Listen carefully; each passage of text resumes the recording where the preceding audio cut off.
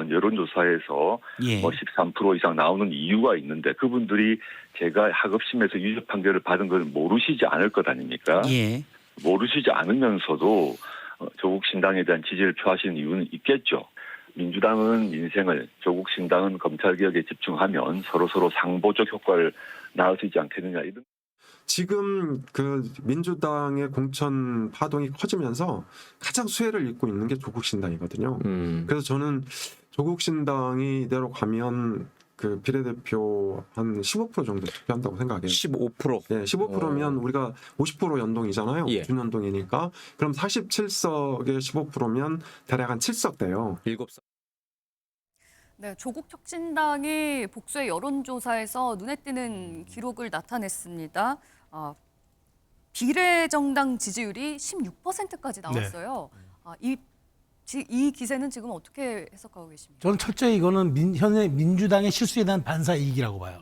그러니까 민주당이 그나마 대한정당, 수권정당으로부터 그런 모습을 보여주지 못하고 네. 민주당의 적통성의 계보를 잇는 정당의 모습도 보여주지 못하고 이번 공천 과정은 말 그대로 투명하고 객관적이고 시스템이 아니라 사감과 어떤 사당화했다는 이런 어떤 전략이 공천이라는 건 이미 국민들이 목도하고 다 알아버렸어요, 이 진실을. 그런데 조국 신당은 무언가 어쨌든 조국 혁신당이라고 그러죠. 예, 예. 조국 혁신당은 무언가 방향성이 뚜렷해요. 조국이라는 분은 어쨌든 지금 그러니까 지금 재판을 받고 있는 신분이라 네. 어찌 보면 의원직을 달아도 배지를 뗄 거라고도 알아요. 그러니까 조국 전 장관도 그런 얘기를 합니다.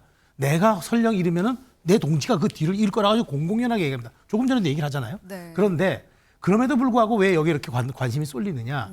저는 어쨌든 국민들이 민주당에 대한 실망감이 여기에 표현된다고 봐요. 네. 왜냐하면 정청래 최고위원이 얘기했듯 둘이 결은 같은 것 같아요. 서로 부인은 하지만. 네. 왜냐하면 조국 혁신당이 더 파래요. 더 팔았죠. 예, 그래서 그걸 뭐 트루 블루라고 그 얘기를 하더라고요. 예. 근데 정청래 최고위원이 얘기했잖아요. 우리는 큰 바다에서 다시 만날 거다. 그러니까 가는 방향 같은데 옷만 바꿔 입었으니까 그럴 거라면 차라리 민주당 지지할 거 비례정당은 내가 조국 혁신당 지지해 줄래. 니들이 방향이 같다고 하니까.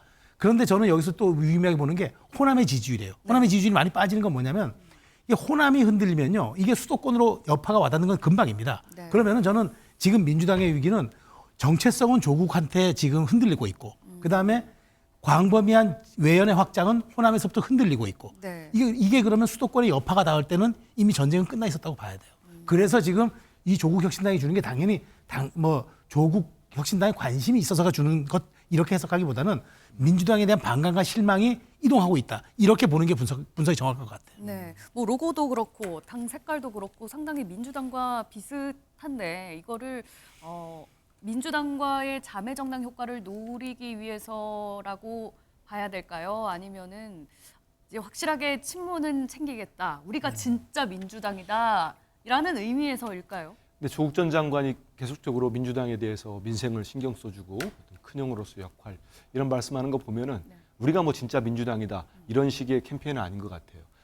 우리가 지금 민주당이라고 하는 데는 따로 있잖아요. 새로운 미래라고 그쪽 새로운 미래 맞죠? 예, 정당 이낙연 지지율이 많이 나오고 있지 않습니까? 관심 좀 가져주세요. 이낙연 전. 맞습니다. 이낙연 전 대표가 하는 네. 신당인데 조국 혁신당도 제3지대죠. 제3정당인데 지금 개혁신당이랄지 이준석 대표 그리고 새로운 미래랄지 거의 지금 국민들로부터 많은 지지를 못 받는 것 같아요. 그러다 보니까 저는 두 가지를 보고 있어요. 지금 이 조국 전 장관의 조국 혁신당이 이 정도의 높은 지지율이 나오는 거는 결국은 현 정권의 검찰 수사랄지 어떤 검찰 정권이라는 여기에 대한 국민적 반감이 상당한 것 같습니다. 민주당을 지지했던 호남 지지층이 조국 혁신당으로 옮겨간 게 아니라 윤석열 정부에 대한 심판론에 의해서 지금 조국 그게 혁신당의 꼭 지지율이 뭐 다라고는 할 수는 없어요. 분명히 혼재돼 있을 겁니다. 혼재돼 있는데 현 정권의 어떤 검찰권의 부당성, 뭐 형평성이 무너지는 거, 공정성이 사라졌다. 네. 여기에 대한 지지하는 세력이 분명히 있습니다.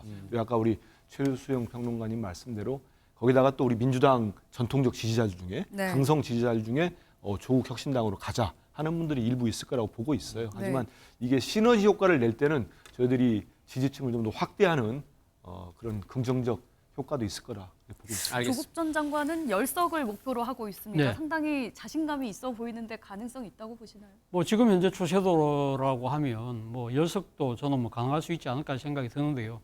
지금 앞서 우리 그래픽을 다시 한 번 더 보여주시면 좋을 것 같은데 예. 거기 보면 지금 그 국민의힘이 지금 비례해서 40.9%거든요. 네. 그런데 여기 보면 지금 그 그래프 좀 다시 보여주세요. 비례연합정당이 민주당이 추진한 비례연합정당하고 조국신당의 그 지금 지지율을 합치면요, 네. 약 41% 가까이 돼요. 자, 그렇다고 한다면 지금 이 원래는 사실 이 조국신당이 없었다고 한다면 비례연합정당이 한 40% 가까이 됐겠죠. 그렇다고 한다면 지금 민주당을 지지하는 층들이 대거 지금 조국신당으로 옮겨가고 있는 모습을 보여주고 있다는 거예요. 일종의 네. 뭐랄까요? 뭐 좋게 이야기하면 제로섬 그런 효과를 보여주고 있는 셈인데 네. 그만큼 그런 민주당 지지층들은 왜 조국혁신당으로 가느냐?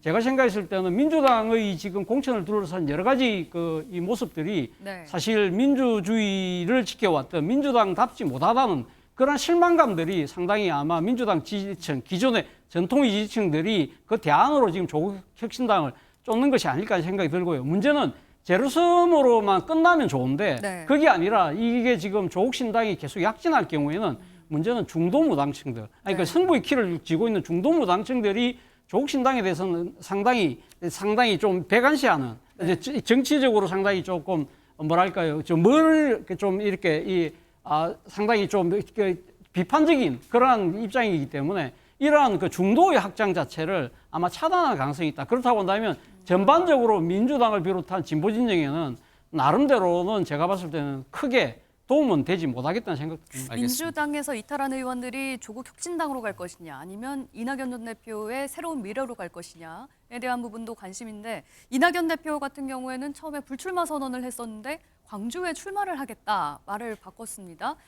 그 생각을 바꾼 이유는 어디에 있다고 보십니까? 지금 이낙연 대표가 어쨌든 지역구 출마를 해서 뭔가 동력을 다시 되살리지 않으면은 네. 새로운 미래가 굉장히 어려운 처지에 놓여 있죠. 그렇기 때문에 그 광주 출마를 거론을 하게 된 것 같고 아직 공식 선언은 안 했습니다만 그리고 지역구는 이제 광주 서구을하고 광산을 뭐 검토하고 있다는 거 아닙니까? 그런데 제가 봤을 때는 뭐 광주 서구을에 만약에 출마를 한다면은 또 좋은 승부의 가능성도 열려 있다고 봅니다. 거기는 왜냐하면요 과거 2012년에 그 소위 야권연대를 해서 그 통진당 오병윤 후보가 공천을 받은 적이 예. 있습니다. 네. 그랬을 적에 그 야권연대에 대한 반작용으로 이정현 당시 새누리당 후보가 39% 득표를 했던 적이 있거든요. 그러니까 지금 광주에서도 민주당의 공천이 이렇게 흘러가는 것에 대한 반발 심리는 분명히 있다고 보여져요. 아까 우리가 그 봤던 갤럽 여론조사 결과에서 민주당의 호남 지역 지지율이 53%까지 떨어지지 않았습니까? 예. 그럼 그런 반작용으로 이낙연 대표가 광주 서구을에 출마를 한다면은 반발 심리가 새로운 미래에 대한 어떤 투표로 연결될 가능성도 있다. 그래서 아마 그런 부분에 착안해서 지금 출마를 하게 된 것이 아닌가 보이고, 네. 그다음에 민주당에서 탈당하려고 하는 그 의원들에 대해서는 아마 지금도 설득 작업이 계속되고 있을 것 같은데 네. 그분들을 포섭을 하려면은